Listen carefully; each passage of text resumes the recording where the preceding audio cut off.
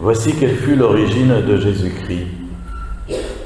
Marie, la mère de Jésus, avait été accordée en mariage à Joseph.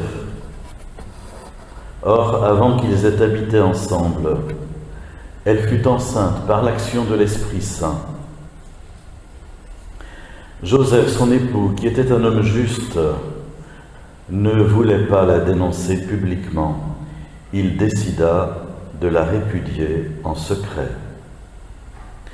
Il avait formé ce projet lorsque l'ange du Seigneur lui apparut en songe et lui dit « Joseph, fils de David, ne crains pas de prendre chez toi Marie, ton épouse. L'enfant qui est engendré en elle vient de l'Esprit Saint.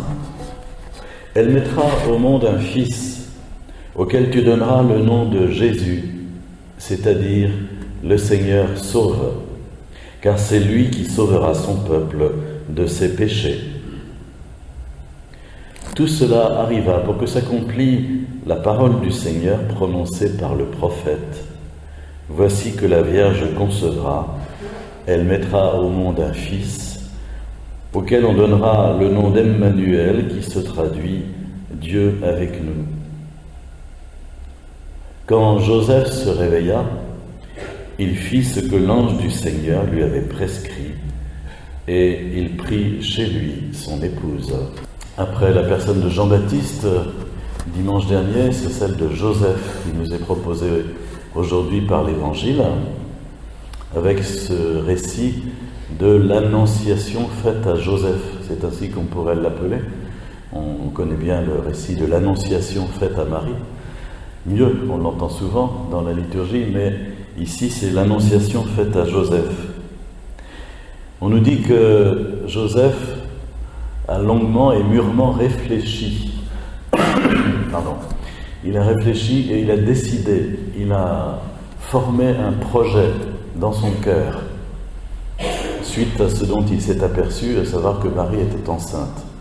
Ça l'a profondément bouleversé et ça l'a obligé à faire tout un cheminement intérieur et à considérer qu'il était comme mis de côté, en quelque sorte comme exclu de cette paternité qui s'annonçait, de cette maternité qui s'annonçait, et il ne trouvait plus sa place en quelque sorte, donc il a préféré se retirer. C'est ainsi qu'on peut interpréter de façon la meilleure ce qu'on a appelé le doute de Joseph. Très sincèrement, je ne crois pas que Joseph ait douté de la pureté de Marie, de la fidélité de Marie. Très sincèrement, je ne crois pas. Nos esprits un peu gras glissent facilement dans une interprétation de ce genre-là. Il ne manque pas de plaisanteries déplacées à ce sujet, mais c'est véritablement méconnaître ce que l'Écriture nous dit. Regardez, l'évangéliste Matthieu nous dit « Joseph, son époux, qui était un homme juste ». Or, en termes bibliques, on sait bien que le juste, c'est celui qui est accordé profondément à la justice de Dieu, à la sainteté de Dieu, à la volonté de Dieu. Donc c'est un critère de sainteté en quelque sorte. Joseph est un homme juste, est un saint. Et donc il a mûrement réfléchi et il a préféré agir non pas publiquement, mais en secret, et donc de se séparer de Marie. Et le récit nous dit, il avait formé ce projet, c'est vraiment souligné que ça a été quelque chose de consistant pour lui. Et c'est à ce moment-là que Dieu est intervenu, à travers l'ange du Seigneur, qui lui est apparu en songe, et qui lui a annoncé, en quelque sorte, que c'est lui qui devait être le père légal de cet enfant. C'est lui qui devrait l'éduquer, c'est lui qui devrait lui donner son nom, Jésus. C'est lui qui devrait être à côté de Marie pour former une véritable famille et veiller sur Jésus et à l'éducation de Jésus. Par deux fois dans ce passage de Matthieu, on nous dit que l'enfant vient de l'Esprit Saint. L'enfant qui est engendré en elle vient de l'Esprit Saint. C'est dit une fois par l'ange et c'est dit une autre fois par l'évangéliste. Elle fut enceinte par l'action de l'Esprit Saint.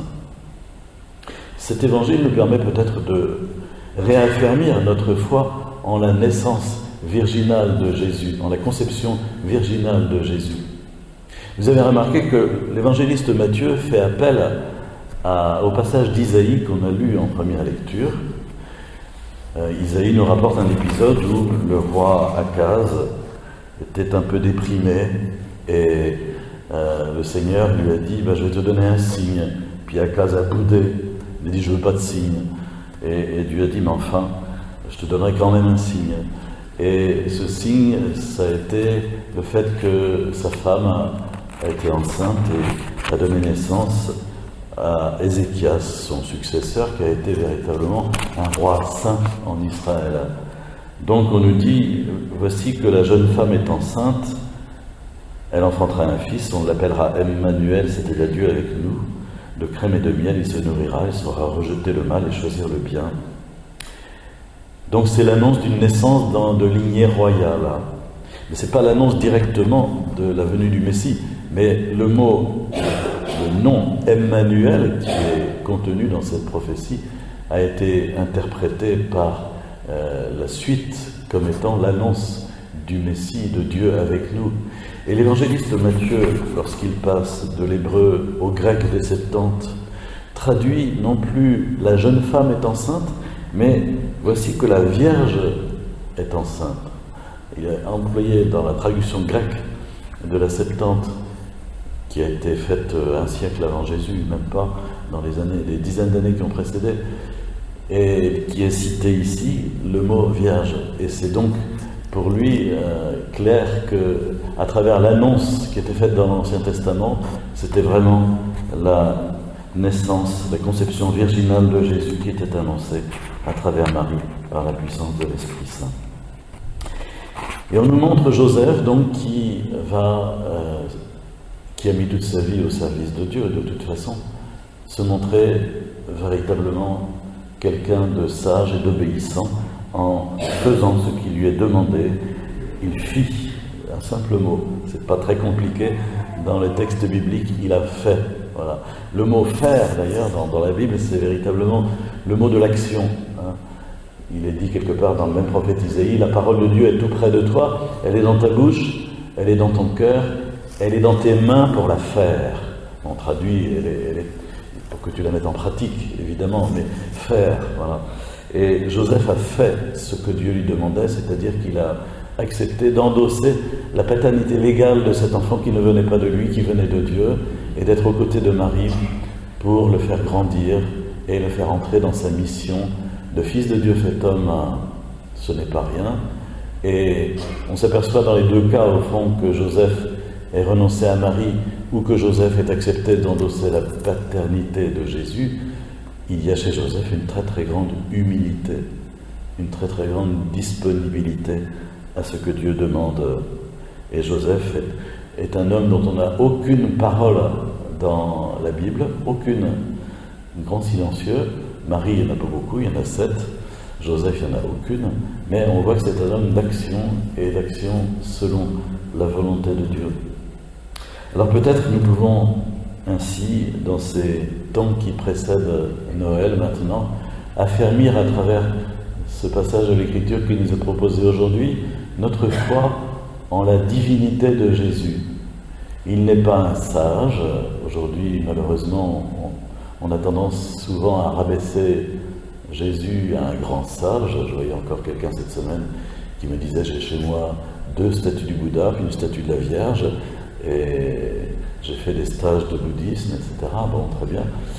Mais je dis, Jésus, c'est beaucoup plus qu'un grand sage, c'est Dieu fait homme, Dieu incarné, Dieu parmi nous. Et sa parole est divine, son existence est divine, sa présence est divine. Puissions-nous donc accueillir Jésus à travers l'enfant de la crèche, non pas comme le révélateur de la fête des enfants, c'est sympa, c'est gentil, mais vraiment le Dieu qui vient à notre rencontre et qui se fait tout petit, tout impuissant, tout faible, pour venir nous servir et nous manifester la grande miséricorde du cœur du Père.